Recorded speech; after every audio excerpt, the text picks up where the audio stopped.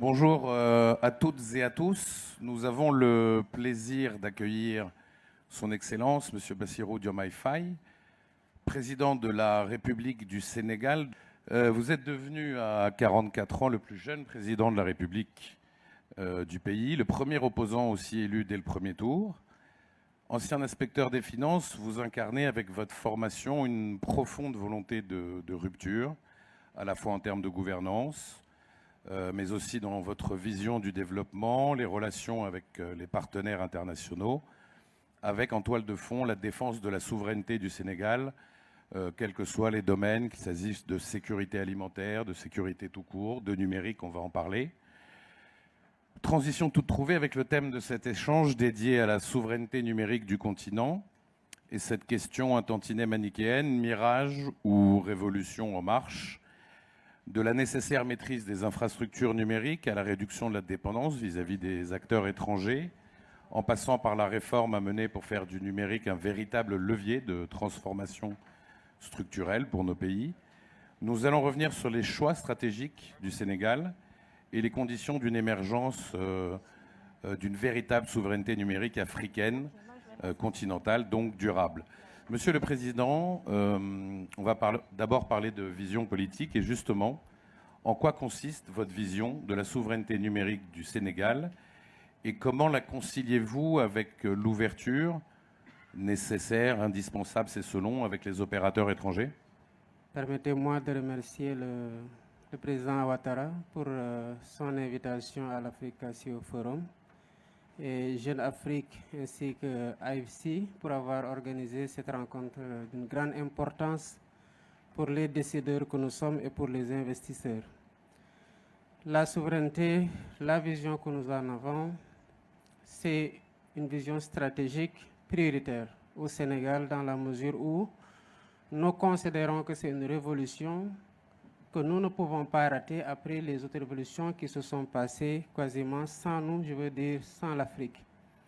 Sous ce rapport, notre vision s'articule autour de trois axes que sont la maîtrise des infrastructures, le développement des compétences et la maîtrise du cadre réglementaire.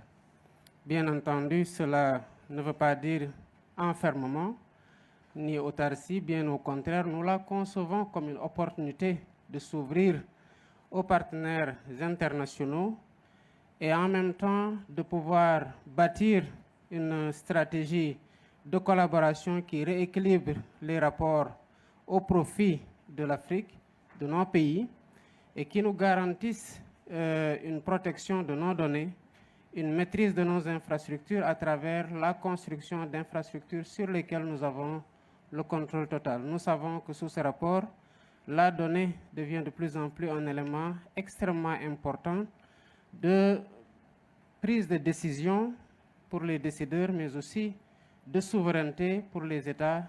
Et voilà ce que nous sommes en train de faire au Sénégal en le matérialisant par la construction d'infrastructures souveraines comme des data centers au niveau national, mais aussi en accompagnant cette politique par un renforcement des capacités des jeunes. Alors justement, la question des infrastructures est primordiale. Vous venez de parler des data centers qui sont indispensables car ils conditionnent la capacité d'un pays à maîtriser, stocker, sécuriser et traiter ses propres données. Comment vous comptez parvenir, peut-être avec le soutien des opérateurs privés, à financer et construire ces outils stratégiques sans dépendre d'acteurs extérieurs? Ça demande beaucoup d'investissements que les États ne peuvent pas, pour des pays comme ceux qui sont de la trempe de notre pays, le Sénégal et même les pays africains au-delà d'ailleurs, simplement couvrir par un investissement public. Il faut à la fois un investissement massif, tant sur le plan des investissements publics que des investissements privés. Le New Deal technologique que nous avons conçu au Sénégal, nous l'avons évalué à 1,7 milliard de dollars. Évidemment, c'est des investissements importants. Et le partenariat que nous cherchons à nouer est un partenariat qui repose sur la collaboration avec des investisseurs internationaux dans le cadre d'un partenariat public-privé, mais aussi avec l'offre locale sur laquelle nous comptons avec les partenaires qui sont dans le secteur et qui sont intéressés par un partenariat public-privé. Et sous ce rapport, il y a une collaboration parfaite que nous sommes en train de mener.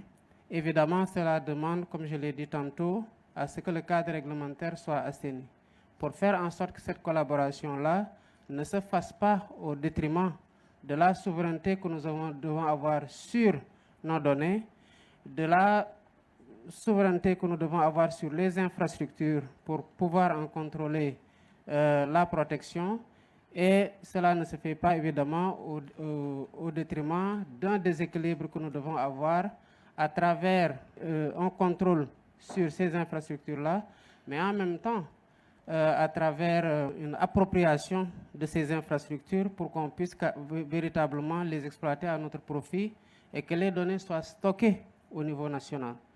Et les partenariats que nous privilégions sont des partenariats qui prennent en compte cette dimension-là, mais qui en même temps opèrent un transfert de technologie au niveau local pour que derrière, on puisse avoir assez de compétences pour pouvoir administrer ces infrastructures-là et développer les compétences numériques pour les asseoir. Est-ce qu'il y a un pays en Afrique ou ailleurs dans le monde qui peut servir de modèle ou qui vous sert de modèle pour le Sénégal? Nous pouvons prendre deux pays en référence. Le premier n'est pas africain, c'est l'Estonie, qui a fait des progrès énormes sur le plan digital, sur le plan numérique. Nous pouvons prendre un autre pays aussi qui est champion dans la construction des infrastructures en mode PPI, notamment dans le volet numérique, et qui est le Rwanda. Et ces deux pays ont réussi, en digitalisant les services gouvernementaux ou d'autres services, à véritablement donner une place plus importante au numérique dans la formation du PIB. Et pour le cas de l'Estonie, la digitalisation à 99% des services publics a permis de faire une économie de 2 points du PIB en termes de services gouvernementaux. Évidemment, sur le futur, la digitalisation est un rendez-vous que l'Afrique ne peut pas manquer. Et il y a des exemples qui sont patents, mais en réalité, c'est un train qui ne doit laisser personne à quai, parce que soit c'est une révolution dans laquelle vous vous laissez entraîner pour en profiter pleinement sur tous les plans de la gouvernance, de la transparence, de la qualité des services, de la rapidité par laquelle ils sont délivrés et même de la sécurité, ou alors vous vous faites entraîner en étant un consommateur passif des services, et l'Afrique ne peut plus se contenter d'être aujourd'hui un consommateur passif de services numériques. Aujourd'hui, deux grands pays dominent le secteur technologique mondial, la Chine et les États-Unis, notamment au travers d'entreprises multinationales géantes au pouvoir inédit et protéiforme. Face à ces géants technologiques, comment démontrer que la souveraineté numérique africaine n'est pas un simple slogan? Il ne peut être un simple slogan. Ça doit être une approche ou une priorité, une orientation stratégique majeure pour l'ensemble des pays. Évidemment, il y a vous l'avez cité, ces deux pays qui dominent le secteur du numérique, mais en même temps, ces pays-là ne sont pas renfermés sur eux pour justement ne concevoir des outils numériques ou des services numériques que pour leur population ou pour le monde à destination de consommation uniquement. C'est aussi des pays, à travers leurs géants, qui sont capables de collaborer, par exemple dans la construction des data centers partout en Afrique aujourd'hui. C'est des data centers qui sont faits par ces géants-là dont vous parlez, notamment pour ce qui est du cas de la Chine, Huawei ou d'autres pays. Mais derrière, les pays s'assurent que le contrôle des data centers leur revienne, que la sécurité des données soit assurée par eux-mêmes et qu'il y ait une formation qui soit faite pour les talents au niveau local pour pouvoir administrer l'infrastructure. Et sur la base de cette infrastructure-là, les citoyens de ces pays-là développent des services qui sont adaptés à la demande au niveau national et à la consommation au niveau national pour pouvoir maintenant héberger ces données au niveau national. Donc la collaboration, elle s'entend, mais c'est une collaboration stratégique qui rééquilibre les rapports entre les pays, opère un transfert de savoir-faire et permet de localiser les données qui sont aujourd'hui l'enjeu fondamental pour ce qui est du secteur du numérique, et ensuite maintenant de s'assurer qu'il y ait une sécurité de ces données-là au niveau national pour qu'ils ne puissent pas faire l'objet d'appropriation à l'insu des pays qui les développent. Alors on parle du niveau national, on a évoqué, et c'est un peu le but du CEO Forum, notamment pendant le panel présidentiel, la nécessité d'intégration, la nécessité de parler d'une même voix au sein du continent. Cette quête de souveraineté numérique, selon vous, pour qu'elle concerne toute l'Afrique, ça doit passer par quel canal? C'est l'Union africaine? C'est la ZLECAf? Ou alors est-ce que ça doit aussi se situer au niveau des organisations régionales, en l'occurrence celle qui vous concerne, la CEDEAO? Partout.